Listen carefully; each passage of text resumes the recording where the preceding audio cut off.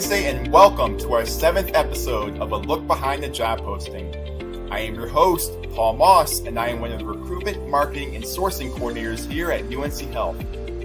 In these episodes, we're going to pull back the curtain and provide you with an in-depth look at some of UNC Health's departments and open positions. As always, we have a very exciting show lined up for you today, as we'll be joined by one of the managers and system architects from our Information Services Division. If you have any questions or feedback during the show, please throw your comments into the chat and we'll get them answered for you. Our first guest is the Healthcare Services Manager of Information Technology for ISD Network Services. Please welcome Brenda Furtick. Brenda, can you tell us about the Information System Division as it expands across the healthcare system? IT marries the right technical solutions, services, and data with caring and compassionate providers and teammates to change lives for the better. We would not be successful without our clinical and business partners across the system. It's through these relationships that we drive meaningful and lasting change. Within our IT department, we collaborate with each other to implement these innovative solutions to improve the teammate experience.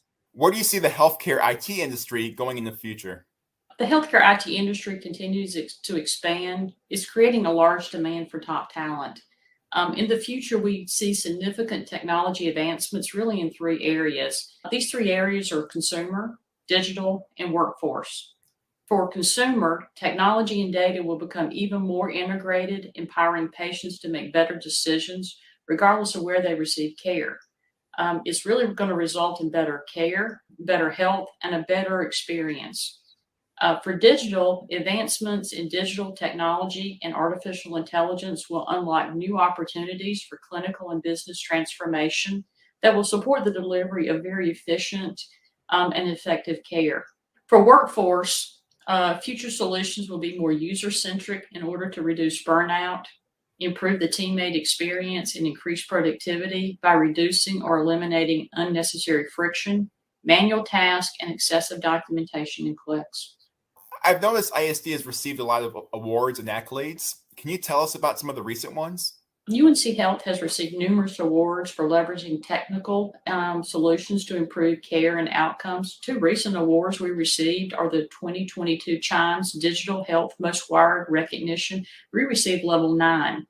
UNC was 1 out of 5 healthcare systems to receive this award, and we received it for the 3rd year in a row. Another recent award was HIM Stage 9, which was Inpatient, Outpatient, and Analytics.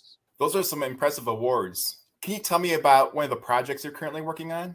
We have numerous projects like all IT departments, but one I'm very excited about is an upcoming project for a Microsoft 365 tenant migration. This project will improve the teammate experience, improve our security posture, and consolidate services. IT will migrate this entity's Microsoft 365 services, which are Exchange, Teams, SharePoint, and OneDrive, to the UNC Health tenant.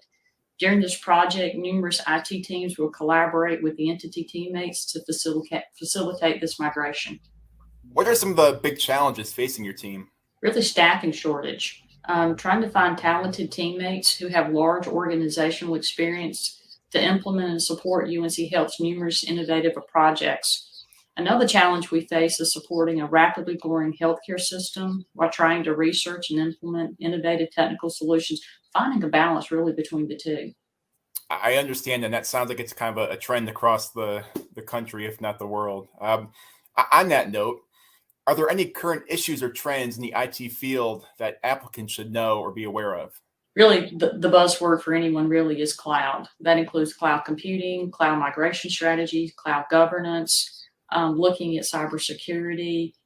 How do we automate workflows? For a healthcare system, we look at data analytics and data science. And then really, how do we contain the cost for all of these new solutions and provide a cost containment model? What are some common entry-level positions for those who are looking to get into healthcare IT? A good way to get your foot in the door is 3 entry-level positions. One is our help desk support specialist. Another is desktop support specialist. And the 3rd is the IT computer operations systems administrator. For those who are looking to get their foot in the door, can you provide our listeners with some qualities not listed in the job description that you're looking for in an ideal candidate?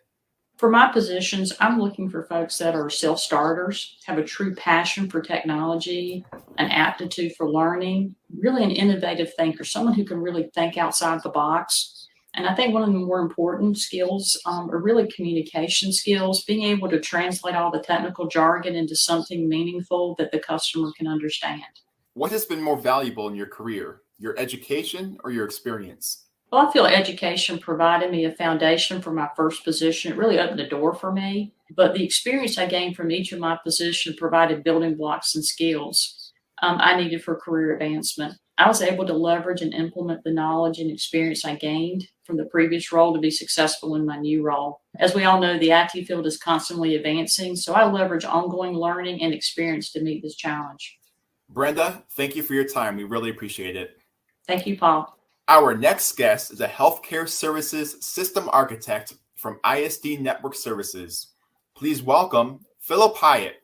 Philip, can you please provide us with a little background on ISD Network Services? Paul, the department consists of architecture, engineering, and storage groups. Together, we are responsible for the majority of the server systems. Our systems span multiple data centers throughout the state with numerous supported locations.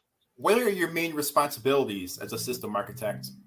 As a systems architect and a member of the messaging team, I am responsible for the full life cycle of the inbound and outbound email messaging to include the supporting systems and any delivery mechanisms. Can you tell us how you're challenged in your role each day? The sheer complexity of supporting over 40,000 users, along with delivery applications, the challenges of keeping up current with today's strategies and solutions, keeping up with documentation, plus a long list of duties needed in this role to succeed, training, and more training. Now, I'm going to jog your memory a little bit here, but can you tell us about the hiring process you went through and what all it involved? The interview process was quite unique in that I was more so in a conversation with my peers and those peers I would be working with on a daily basis. This was very helpful in determining a proper fit and interest in the role for me. I felt 100% part of the team during the whole process. Excellent. Now, I have a two-part question for you. Are your team members on site or remote? And part two of that question is, how would you describe the working relationships amongst your team? The team members are mostly remote and working from home. The group is diverse and with some of the most accomplished and tech-minded thinking people I have ever met.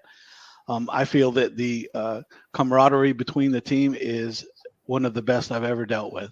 What advice would you give someone who is considering an IT position? I would welcome and promote the positions here within the department with great passion. This is not only a great team, but the management and leadership are top-notch and well worth the effort. Philip, you've been great. Thank you for joining us today. Thank you. That concludes our episode for today. I want to wish everybody a wonderful holiday season and a happy new year. Be sure to tune in next month for another look behind the job posting. Until then, remember to see yourself at UNC Health.